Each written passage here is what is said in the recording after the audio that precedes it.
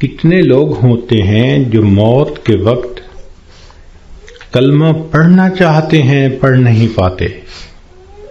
چنانچہ ایک ڈاکٹر ہیں، ڈاکٹر نور محمد صاحب، ملتان کے ہیں. انہوں نے زندگی کے 35 سال ایمرجنسی وارڈ کے اندر ڈیوٹی کی. انہوں نے موت کے اوپر ایک کتاب لکھی ہے. اس میں وہ لکھتے ہیں کہ ایمرجنسی وارڈ میں تو لوگ آتے ہیں جو آخری لمحوں پر ہوتے ہیں اور بہت سارے فوت بھی ہو جاتے ہیں. تو جب بھی کوئی ایسا بندہ میرے سامنے آتا میں اسے کلمہ پڑھنے کی تلقین کرتا. وہ کہتے ہیں کہ میرا تجربہ یہ ہے کہ 100 میں سے 95 بندوں کو کلمہ پڑھنا نصیب نہیں ہوتا. تو ان سے پوچھا گیا کہ کیسے؟ وہ کہنے لگے کہ پہلے تو مجھے سمجھ نہیں لگتی تھی کہ یہ کیوں نہیں اونچا کلمہ پڑھتے جبکہ میں ان کو پڑھا بھی رہا ہوں. پھر ایک بندے کو میں نے کہا کہ تمہیں ہارٹ پرابلم ہے، ہارٹ اٹیک ہے، تو میں تم سے پوچھوں گا کہ تم کلمہ پڑھو، اور اگر تم نہ پڑھ سکو گے تو میں پوچھوں گا کہ تم پڑھنا چاہتے ہو، پڑھ نہیں پا رہے؟ اس نے کہا بہت اچھا، میں جواب دوں گا. جب اس کی آخری کیفیت آئی تو میں نے اس سے پوچھا تو اس نے اشارے سے بتایا کہ میری زبان پہ فالج پڑ گیا ہے، اب میں بولنا بھی چاہتا ہوں، میری زبان بولتی نہیں. آج اللہ نے زبان کا کنٹرول ہمیں دیا. ہم چاہیں تو ایک دن میں ہزاروں دفعہ کلمہ پڑھ سکتے ہیں، لیکن جس عورت نے جیتے جاگتے کلمہ پڑھا ہی نہ، دن گزر گئے، ہفتے گزر گئے، مہینے گزر گئے، زبان پہ کلمے کا ورد جاری ہی نہیں ہوتا، دنیا کی باتیں، دنیا کے فیشن، تو موت کے وقت اچانک کلمہ کیسے جاری ہو جائے گا؟ اس لیے اس سے پہلے کہ لوگ ہمیں کلمہ پڑھائیں، ہم اپنے اختیار سے کلمہ پڑھنے کی مشق کر لیں. تو دنیا کی زندگی میں ہم آئے ہیں آخرت کی تیاری کرنے کے لیے. اللہ رب العزت چاہتے ہیں تو بندے کو ڈاکٹر کے قدموں میں موت دے دیتے ہیں، اور اگر چاہتے ہیں تو بندے کے نام مردوں کی فہرست سے نکلوا دیتے ہیں.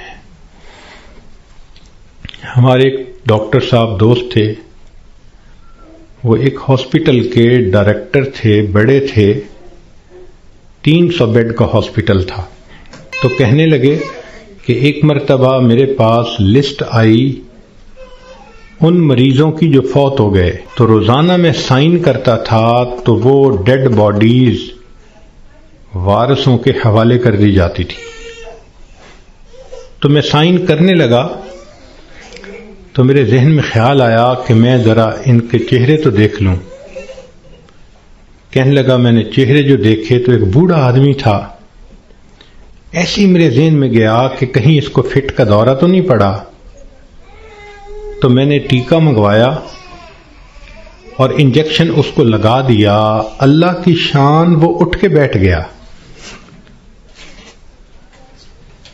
مردوں کی فہرست میں اس کا نام لکھا جا چکا ہے.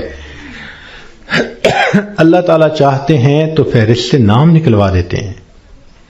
اور ایک اور ڈاکٹر صاحب کے بارے میں ہم جانتے ہیں کہ وہ اتنے ہارٹ اسپیشلسٹ ہیں کہ ملک کے صدر وزیر اعظم کے وہ ہارٹ اسپیشلسٹ ہوتے ہیں، VVIPs کے ہارٹ اسپیشلسٹ. ایک نوجوان آیا اور آ کے اس نے ان سے چیک اپ کروایا. تو ڈاکٹر صاحب نے پورا چیک اپ کرنے کے بعد ان کو کہا کہ your heart is functioning as good as that of a young man, کہ تمہارا دل تو ایک نوجوان بندے کے دل کی طرح ٹھیک کام کر رہا ہے. اس نوجوان نے ان سے اپنی فائل پکڑی اور پیچھے مڑ کر جو قدم اٹھایا وہیں اس کو ہارٹ اٹیک ہوا اور ڈاکٹر کی آنکھوں کے سامنے اس کی جان نکل گئی. تو اللہ تعالیٰ چاہتا ہے تو ڈاکٹر کے قدموں میں جان دے دیتا، موت دے دیتا ہے، اور اللہ تعالیٰ چاہتا ہے تو مردوں کی فہرست سے بندے کا نام نکلوا دیتا ہے. اور کئی مرتبہ انسان موت سے بھاگ کے جا رہا ہوتا ہے اور حقیقت میں موت کے قریب ہو رہا ہوتا ہے. چنانچہ سلیمان علیہ السلام کا دربار ہے. ایک شخص داخل ہوا اور اس نے وہاں بیٹھے ہوئے کسی آدمی کو بڑے غور سے دیکھا. تو جس بندے کو غور سے دیکھا اس پہ بہت خوف طاری ہوا. وہ اٹھ کے سلیمان علیہ السلام کے پاس آیا، حضرت مجھ پہ بہت خوف ہے اس شخص کا جس نے مجھے غور سے دیکھا، آپ پلیز ہوا کو حکم دیں مجھے دور فلاں جزیرے کے اندر پہنچا دے. تو سلیمان علیہ السلام نے ہوا کو حکم دیا. اتنے میں آپ نے اس بندے کو بلایا جس نے گھور کے دیکھا تھا. پوچھا کہ بھئی کون ہو؟ اس نے جواب دیا جی ملک الموت. تم اسے گھور کے کیوں دیکھ رہے تھے؟ تو کہنے لگے کہ میں اس لیے اس کو غور سے دیکھ رہا تھا کہ اس کی روح تو میں نے فلاں جزیرے کے اندر نکالنی ہے اور یہ آپ کے دربار میں یہاں بیٹھا ہوا ہے. تو سلیمان علیہ السلام نے بتلایا کہ اس نے مجھ سے خود ریکویسٹ کی کہ مجھے فلاں جزیرے میں پہنچا دیں. ملک الموت نے کہا السلام علیکم، میں بھی اسی جزیرے میں جا رہا ہوں اس کی روح کو قبض کرنے کے لیے. بنی اسرائیل کے 5-6 آدمی سفر پہ 7 آدمی سفر پہ جا رہے تھے. اچانک بارش شروع ہو گئی، بجلی چمکنے لگ گئی. اتنی خوفناک بجلی چمک رہی تھی کہ ان کو یہ خیال ہوا کہ آج یہ ہم میں سے کسی نہ کسی کو لے کے جائے گی. وہ ایک غار کے اندر چھپ گئے، مگر بارش بھی نہ تھمتی تھی اور بجلی چمکنا بھی نہ رکتی تھی. تو انہوں نے فیصلہ کیا کہ بھئی ایسے کرو، ایک ایک کر کے باہر نکلو، جس کو بجلی نے جلانا ہوگا وہ جلا دے گی تو باقی تو سکون کا سفر کر سکیں گے. چنانچہ ایک نکلا، بجلی چمکی مگر اس کو جلایا نہیں، وہ واپس آ گیا. پھر دوسرا نکلا، خیریت سے واپس آ گیا. تیسرا نکلا، چوتھا نکلا، 6 نکلے اور 6 کے 6 کو بجلی نے نہیں جلایا. ایک باقی رہ گیا. سب کہنے لگے کہ تو منحوس ہے، بدبخت ہے، تیری وجہ سے یہ ساری مصیبت آئی ہوئی ہے، نکل باہر. اس نے کہا میں نہیں نکلتا. سب زور لگا رہے ہیں، کہہ رہے ہیں، لڑ رہے ہیں کہ نکل باہر. وہ کہتے نہیں نکلتا. وہ ایسا وہاں پر جمع کہ اس نے کہا جو مرضی کر لو، میں غار سے باہر نہیں نکلوں گا. تو کچھ دیر کے بعد ان کے ذہن میں خیال آیا کہ اگر یہ باہر نہیں نکلتا تو ہم تو سب ایک ایک کر کے نکل چکے، چلو ہم نکلتے ہیں اور ہم سفر پہ چلتے ہیں، یہ اندر ہی رہے.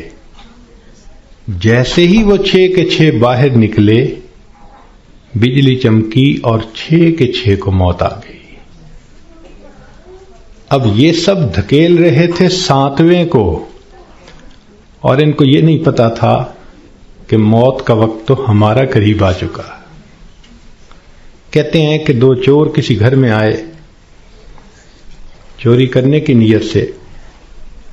تو ایک بڑھیا اور بوڑھا کمرے میں سوئے ہوئے تھے. انہوں نے ان دونوں کو رسیوں سے باندھ دیا چارپائیوں کے ساتھ، اور دونوں کی چارپائیاں اٹھا کر صحن میں رکھ دی،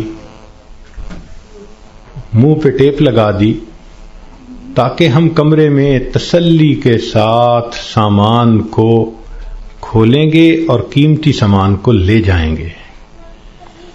جیسے میاں بیوی کی چارپائیاں انہوں نے صحن میں رکھیں، یہ کمرے کے اندر گئے کہ ہم چوری کرتے ہیں.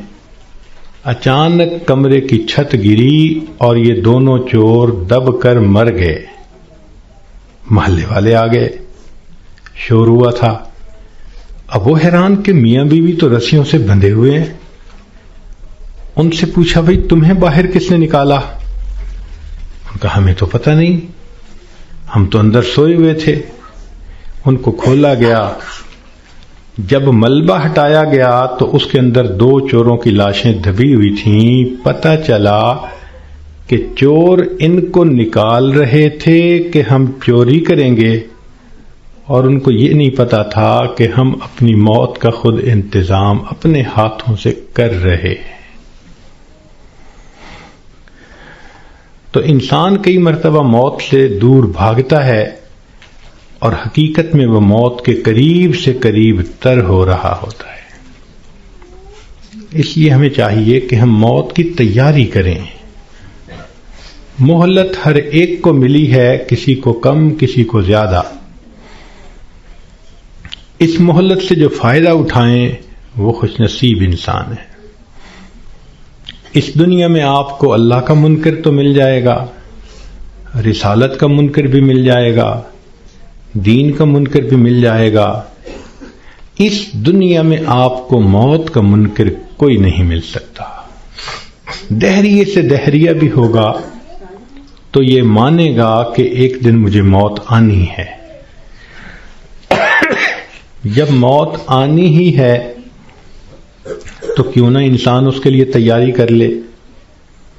اور موت کی تیاری یہ نہیں کہ انسان جاگنگ کرے اور ویٹ لفٹنگ کرے اور ایکسرسائز کرے، نہیں۔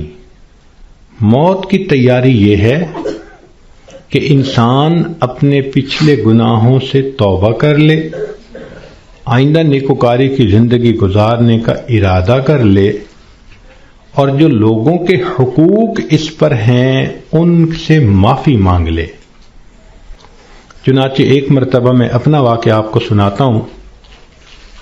ایک صاحب تھے جو سیکٹری لیول کے تھے، بہت لکھے پڑھے اور بڑی ان کی تنخواہ اور گاڑیاں اور ٹیلنٹڈ انسان۔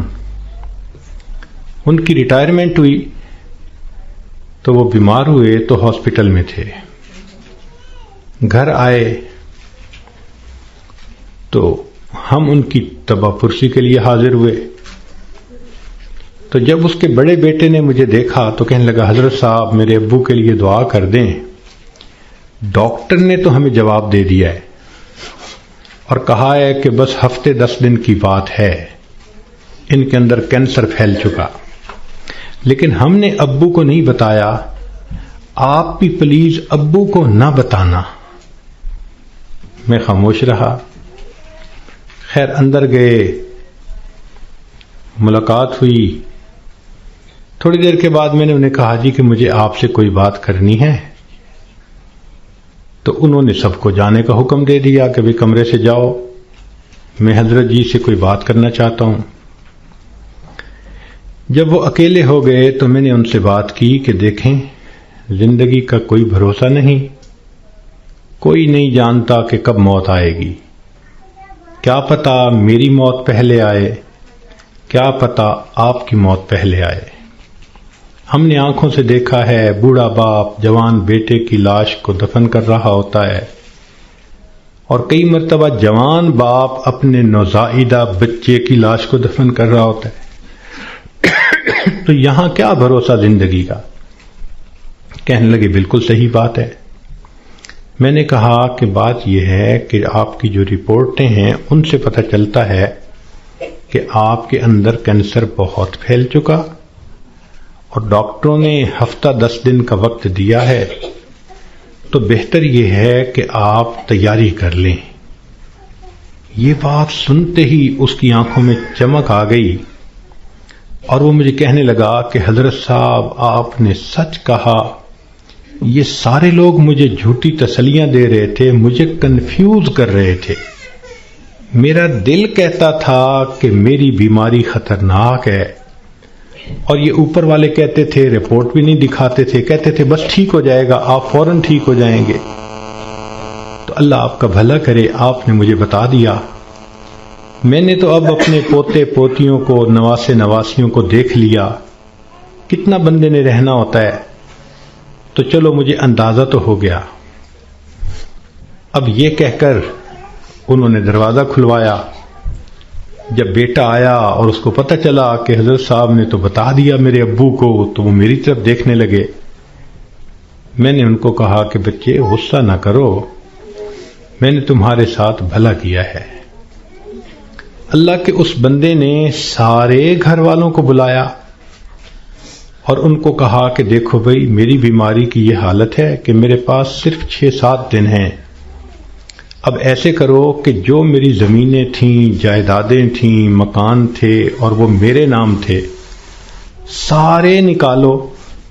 میں اپنی وراثت کو بچے اور بچیوں میں شریعت کے مطابق تقسیم کرتا ہوں تاکہ میرے بعد جھگڑے نہ ہوں۔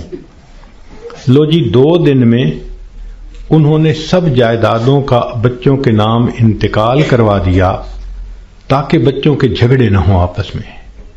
پھر اس کے بعد انہوں نے کہا کہ میرا جی چاہتا ہے کہ میرے بچوں کے آپس میں رشتے ہوں، تو کچھ رشتے تھے جو انہوں نے پرپوز کیے اور ان کی وجہ سے انہوں نے آپس میں ہاں بھی کر لی۔